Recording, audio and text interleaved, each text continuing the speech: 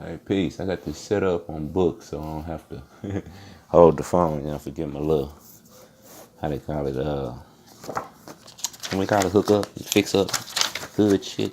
Them old mechanics used to be like, give me a cotton ball and a Q-tip and I'll get your car running. All right, anyway, Judah K. King, right? I done a video about this book, The ISIS Thesis. Okay. This right here, this video is going to end the conversation because I had a conversation with a brother the other day on Google Plus, which I don't do this no more because it's hard. You can't argue with black folks, so called. You cannot argue with them people. So going back and forth with this brother, you know, he's telling me he know the etymology of Moor, he know the etymology of black. He understands that Moor was put on us by Europeans. It's just like black was. This is his understanding. So that ain't us either. We need to stop calling ourselves that. So okay, we not that. What are we, bro? We are untunctionist Americans. I said, bro, untunction is an adjective. No different from black, except obviously a different meaning. But what is the etymology of America? He ended the conversation. I haven't heard from him since. So anyway, we're going to end that conversation with this book. All right. It's very deep, and I'm not going to lie. I do not understand all of it 100%, but you'll get it. Watch. The corpse of the Egyptian funeral text. Let me find something I can, excuse me. The corpus of the Egyptian funeral text demonstrate an advanced 21st century knowledge of space physics, quantum physics, molecular biology, supermolecular chemistry, and bacterial genetics. Okay, the corpus of the Egyptian funerary text. All right, they're talking about the hieroglyphics. Using this expansive knowledge base, the ancient Egyptians carved sophisticated symbolic systems of art and hieroglyphs into their tombs of the pharaohs and nobility to disguise their science. All right, the ISIS thesis posts that that the primary objective of their hidden scientific knowledge was to map the chemical path by which the genetic heritage of the deceased was preserved and vectored into a bioluminescent species that was not recycled back to Earth in the world of photosynthesis. All right, so she goes in, but you understand. One thing I want you to understand is that she's a doctor or a teacher or something. There she go right there. I think she's a professor at her college. I looked her up a little bit because I already know how people gonna say, well, who wrote the book and all this other dumb shit. See, you gotta study from a perspective of. You have to study with the perspective of searching for truth. You're not looking for, somebody to convince you of nothing specifically. You just want to learn the truth. And then, it is what it is. Okay, so look at the abstract of this. All right, the study, let's see if you see that well. Didn't think this through.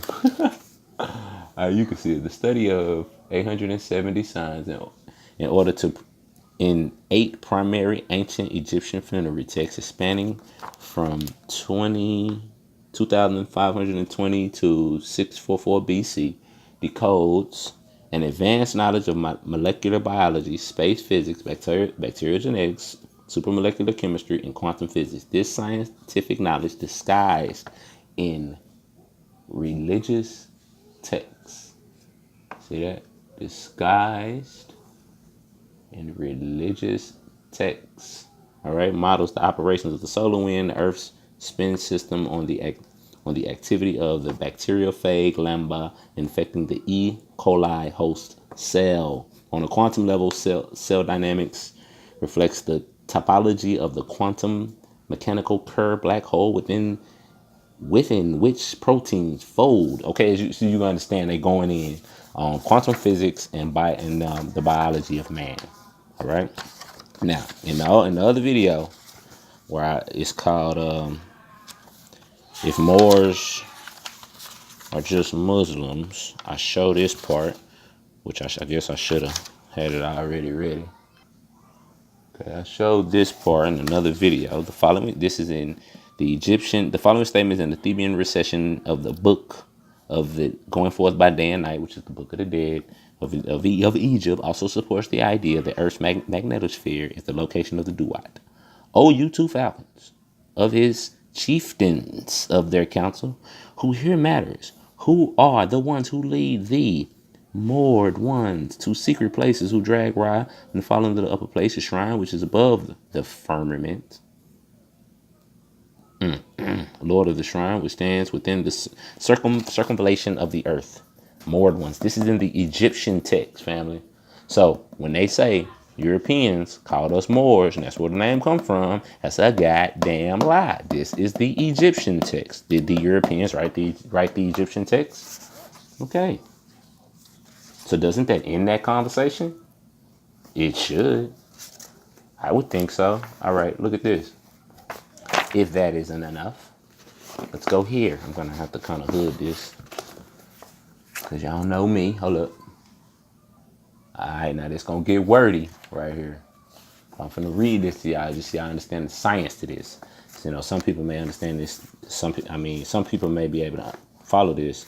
Obviously, the majority of y'all ain't, just for the simple fact that you don't study quantum physics and biological, chemistry and etc. All right, but check it out. The day of mooring. That's the subtitle of this chapter. All right. All right. Okay, the Egyptian calendar. I'm gonna read all this just to get down here, but I'm gonna read all this just so you understand this is not a game. All right, the Egyptian counterparts to actual high energy particles arriving at the poles to activate the staircase cusp that signal the FTE injections into the magnetosphere is the arrival of the sun god at the northern polar gap, where the deceased climbs the great stairwell to the sun god's ferry boat. Understand, she's deciphering mythology. She told y'all the sciences are hidden in religious texts, which we call mythology. Okay. Recall that busting, merging, and impulsive reconnection triggers the flux transfer event at the cup's magnetospause, which is the outer limits of the magnetosphere. Just look that up. According to the funeral text, it is here that the deceased at the stairway bonds with the sun god, becoming the deceased sun god or Osiris. We're familiar with that. That the deceased and his entourage then go from the gap in the mountain of the west through the double gates. That is from this plate. That's why she got that. To the two portals. And it shows on that plate, whatever it is, I have no idea. And to the black duat for the journey eastward. All right. Hope y'all see that good. I'm sure y'all do. Okay. These events prompt us to take a quantum leap of intuition. We could say that the sun god and his crew at a cellular level represent a cloning vector or a small self-replicating DNA carrier molecule such as a biophage lambda. The Earth then would represent the whole cell that the vector uses for replicating phage prodigy. Okay, the question is, do events in the Egyptian afterlife mirror this model or not? All right, the woman is studying. All right, follow her. On a cellular level, the great stairwell, the great stairway may represent a bursting merging at the site for recombination due to the phage absorption and the DNA injection at the double membrane of the host cell. In fact, the quantum staircase signature suggests that the dynamics of the Coulomb staircase and special result of having a very different tunneling rates through two tunneling barriers. Merava and Foxman, 1996. I imagine this was some form of experiment, as represented by the double membrane of the host cell. The deceased, in his original shape, bonds to the sun god as a foreign insert in the vector for gene cloning, with the earth and its magnetosphere representing the living system or host cell, where the vector can be propagated. All right, listen.